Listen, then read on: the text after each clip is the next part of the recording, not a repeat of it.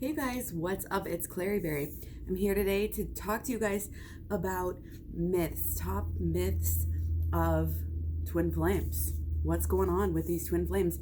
A lot of misunderstandings, and naturally so, because obviously twin flames is kind of it's one of those great esoteric subjects that is, it's esoteric of esoteric, and it's just got so much symbolism, and people start to take certain things the wrong way and then make that mean something else. And there's just a lot I want to talk about, things that I've seen here on YouTube, different venues. Again, I'm KlaireeBerry all over social media, Facebook, Instagram, Twitter, Tumblr, Pinterest. A lot of twin flame stuff on Pinterest, a lot of twin flame stuff on Instagram. But again, not all of it I like. So this is me speaking out. So I just want to share, what resonates with me as an intuitive. I think that I just feel things, and this is how it makes sense for me. So, take what resonates for you as usual. So, but I just want to share for those of you who might be interested, okay?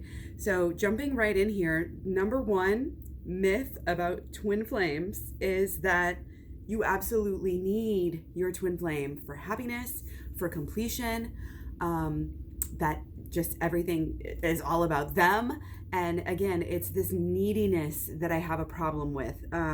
There's a lot of common knowledge out there. People think, and they always talk about twin flames, being of the same blueprint and having the same soul can be brought up. And, I'm not one to, especially with matters of the spirit, of the soul like this, it's really hard to use words and to all be in agreement on different terms and labels that we're using. And some things resonate with you and some things don't, even if it might really mean approximately the same thing to somebody else. So again, I think people kind of overread into this situation of having the same blueprint, soul print, whatever that means. And they really just get fully immersed in this idea that they need their twin flame. And it's like a codependency thing, because they're not saying, I am a whole person on my own and I can stand on my own. There's a lot of fear that comes in if you give somebody else that much power over your life. And, twin flames are people. They're very fallible as well. They're not infallible, just like anybody else. And to give our power away like that is not okay. I'm not okay with that, even though I do agree with the fact that, with the idea, that twin flames are a part of you. They're part of your soul. I don't necessarily think it's like they're half of you and you share half of a soul. It's like two in one. I think it's more deep than that, because all of us are connected. All of us are connected underneath. So technically, you could say we're like twin flames with everybody. We're connected at a soul level with everyone, but some more than others, et cetera, et cetera. But even though your person is your twin flame, even though they are your person, your one person that you are supposed to find and that you are supposed to, work out and come into union and mission and all of this stuff, like, even though that is all true, and I believe that, you don't need them for happiness. There are many, from my understanding, in many lifetimes, we don't even reincarnate with our twin flame. The reason why so many people are incarnating right now with their twin flame is because, we really need to get things going here as a collective, as a community. So it's, again, very important for us to kind of heed the warnings and take control and take power of what we're doing. And we need to own our own happiness. We need to fill our own love cups up first. We need to realize that if you need to set a boundary or anything with your twin flame, if you need to step away from your twin flame for now because of whatever reason, even though they're your twin flame, you can still go on. You can still lead a very productive life, a very happy life without them. Even if you're just telling yourself, I'm going to get through this day, this week, this year, and hopefully come back into union with them. I mean, it's one of those things. You cannot place your happiness on them. And if, saying you'll never be happy without your twin flame is very disempowering.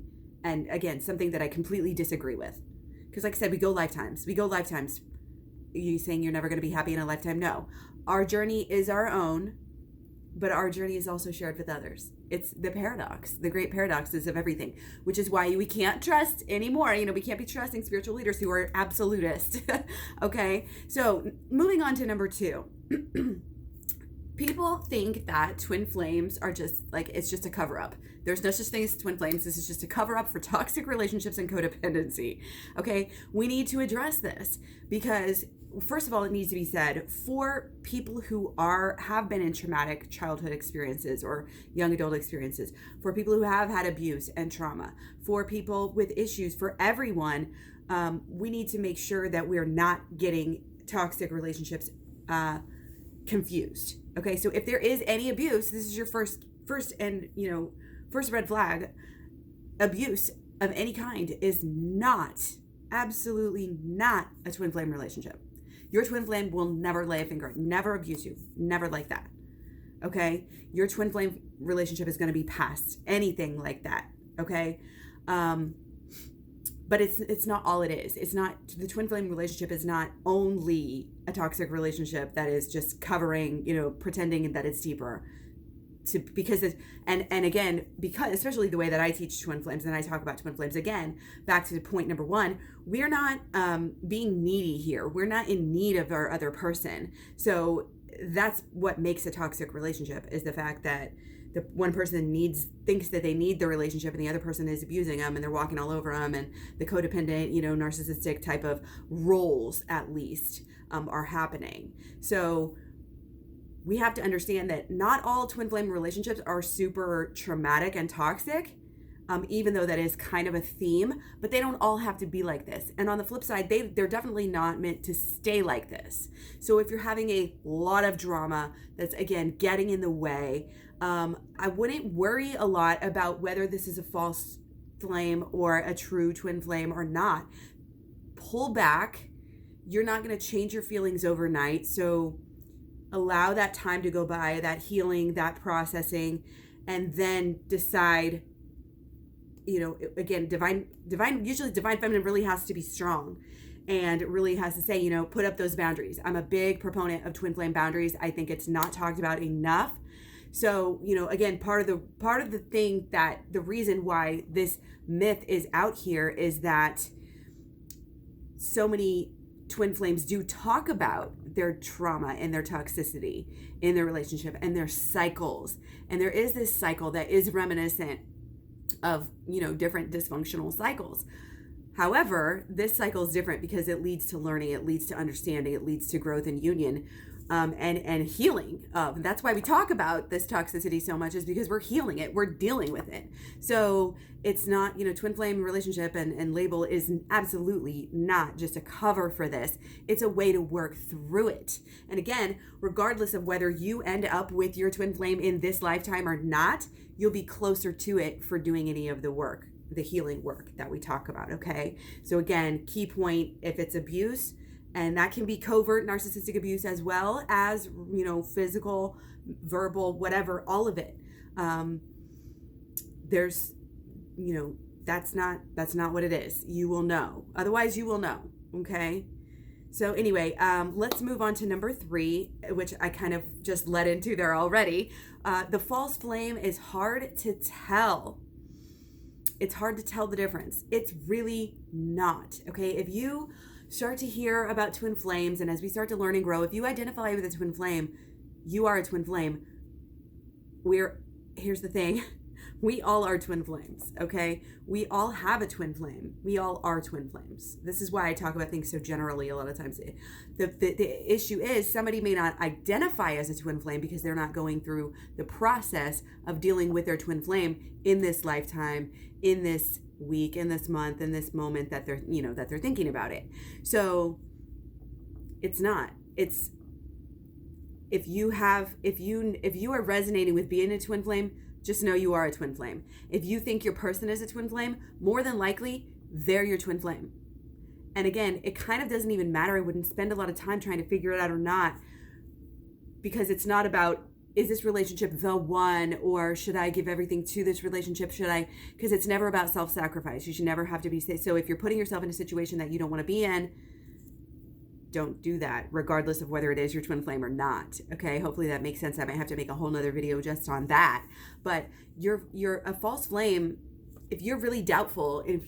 This is again one of those paradoxes, because it's easy to be like, oh, if you're really doubtful, then it's probably not your twin flame, but that's not to say that people in a twin flame relationship don't doubt all the time. Okay. So it is kind of hard to tell if you're in a twin flame, but overall, I think the vast majority, like 99%, 98, 99% of people who actually, I would say 99 to 99.999% of people who are not in an abusive relationship of any kind and who identify as a twin flame are twin flames. It's just not as hard to tell. It's just not. You just know, you may have a long period of life where you've never even registered the twin flame message, idea, learning, understanding, but that doesn't mean you weren't a twin flame at that time. Okay. So it's pretty easy. I think if you really are resonating, then you're getting the lessons. It's good.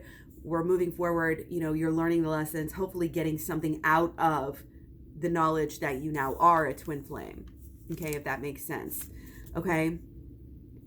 Again, your identity as a twin flame could come before you even meet your twin flame, and that's fine. Because like I said, we all are twin flames. So if you just have that feeling, that there's that person out there, again, don't focus on necessarily finding them. Focus on making yourself the type of person that is attracting that type of person. More on that in other videos later as well too. Leave me a comment and let me know exactly what you want to see and what you want to see first. Okay, so kind of back up to the toxicity. I want to talk that we talked about in number 2. Number 4 is also talking about the toxicity.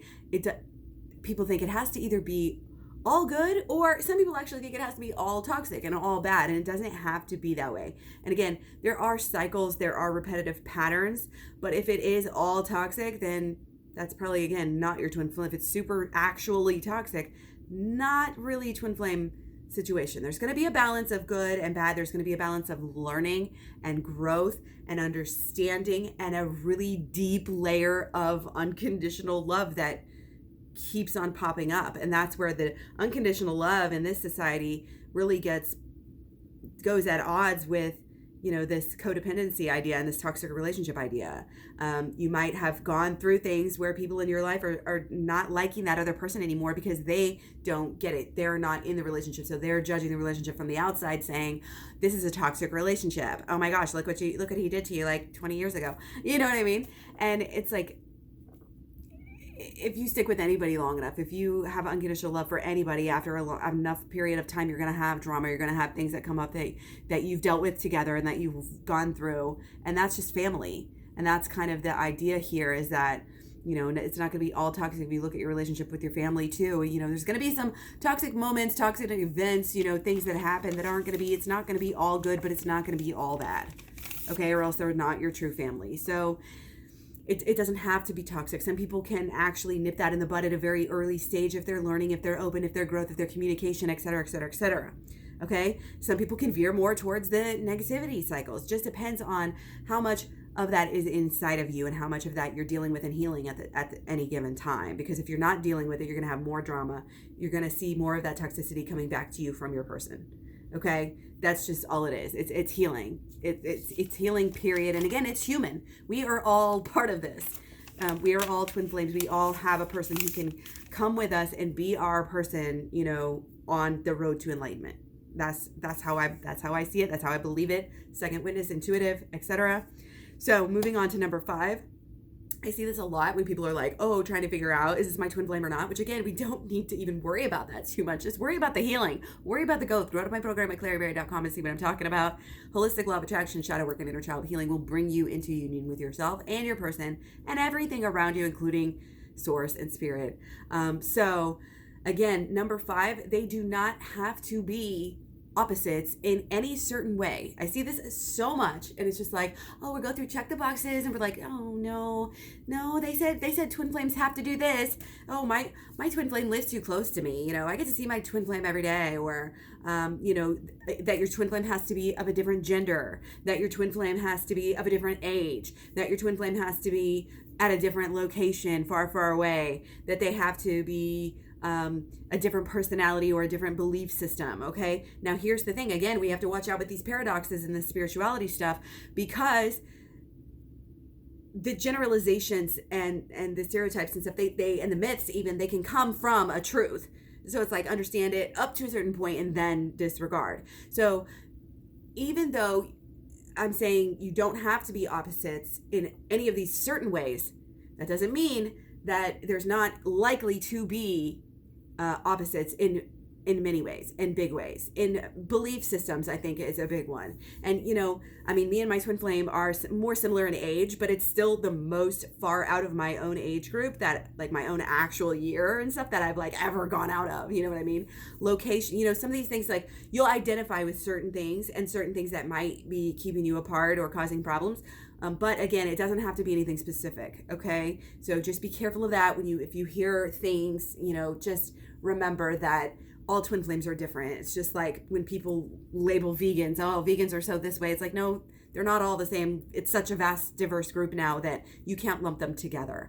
So you can't really say anything specific about these things. But again, there are usually some sort of themes of opposites in certain ways in the relationship. Could be kind of opposites attract in certain ways, but also again, in other ways, you're going to be very similar because you are, so connected to that person. Okay. So moving on, number 6. This is one, again, that stems from something true about divine timing, and then it turns into something that is false. Okay, so all will happen in divine timing is the myth, but again, this is true. This is something that it technically is not a myth. All is happening in divine timing. The issue is people think divine timing is according to their will and their ideas. Okay, so they think that if somebody says, all of it happens in divine timing with your twin flame, then that means that you're going to meet them at the perfect time. You're going to know that they're your twin flame immediately, and you're going to, everything's going to happen. That's not, you're not always going to recognize it. So I recognized my twin flame like right away, basically. Didn't know that it was twin flame for another 9 years or so. Didn't know the terminology behind it, but it doesn't matter.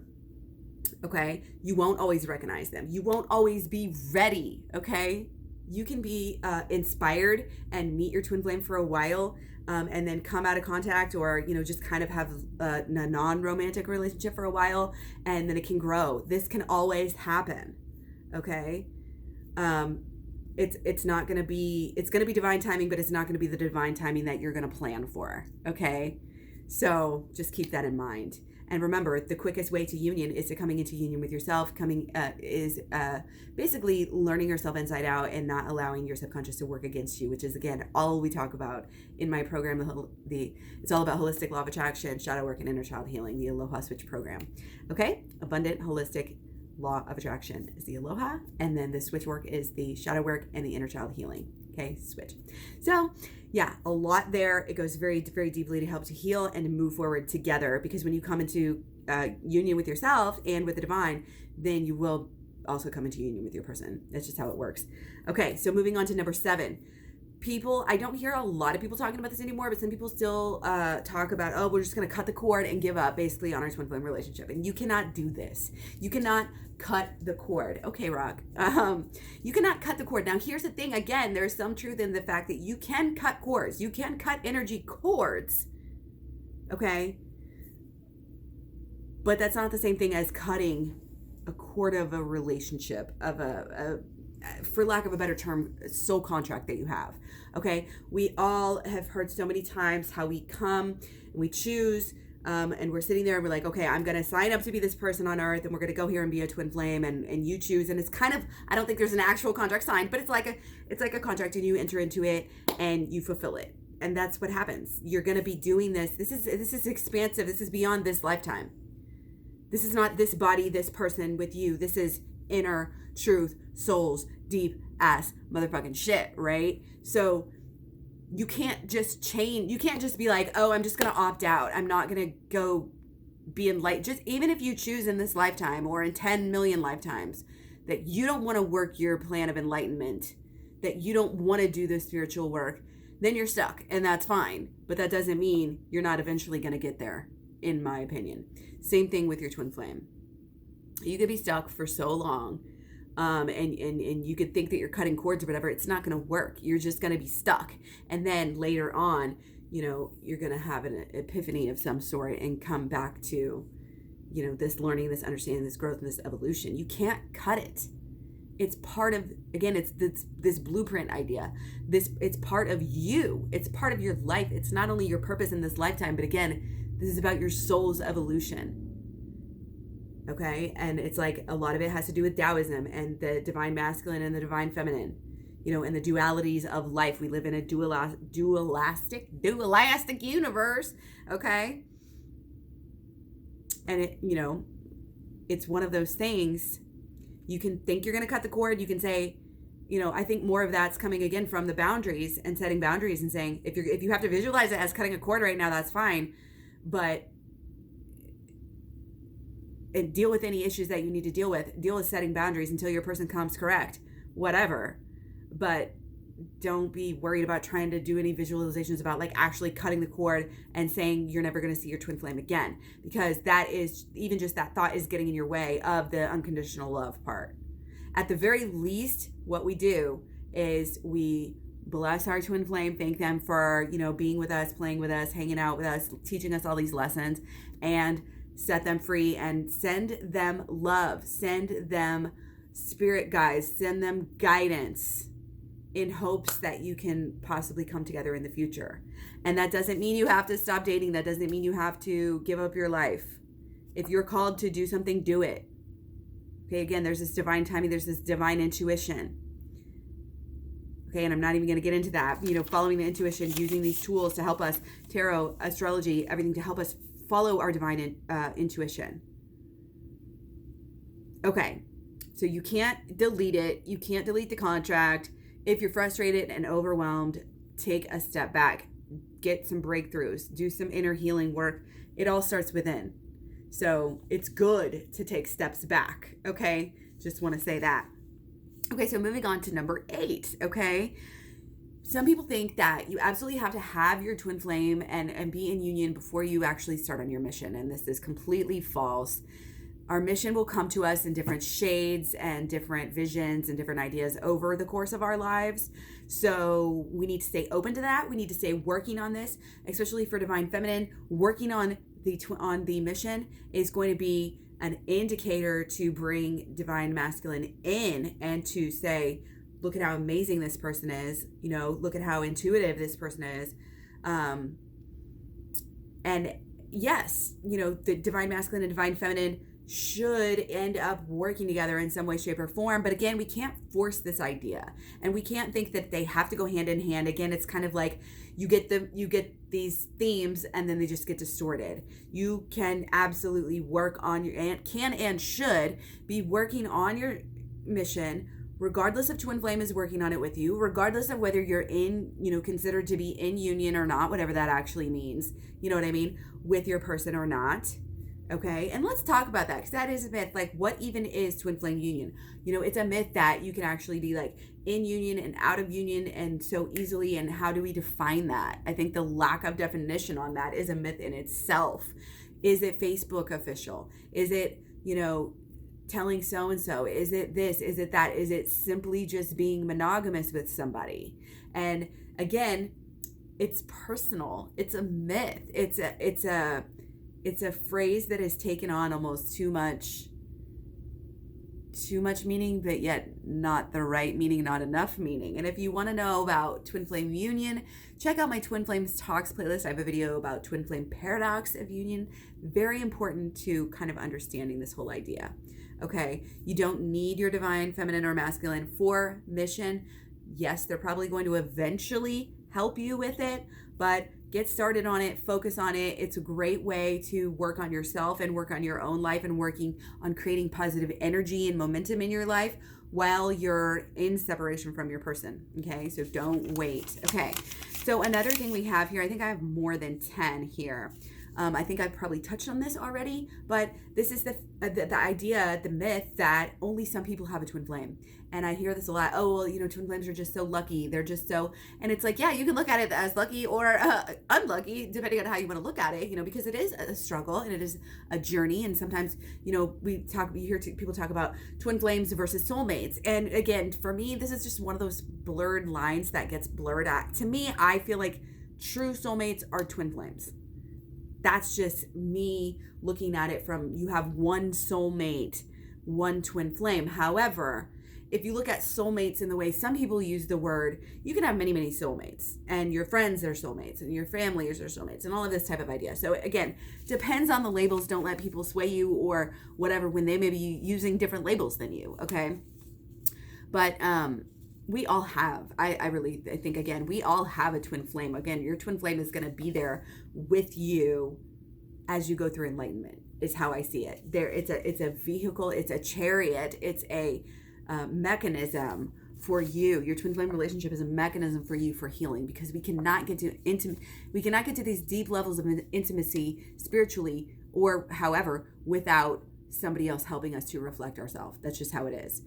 And it's kind of arrogant, to think otherwise. But again, this comes again from the fact that some people are dealing with their twin flame in this reality, and some people are not yet, or not right now. Again, not this lifetime.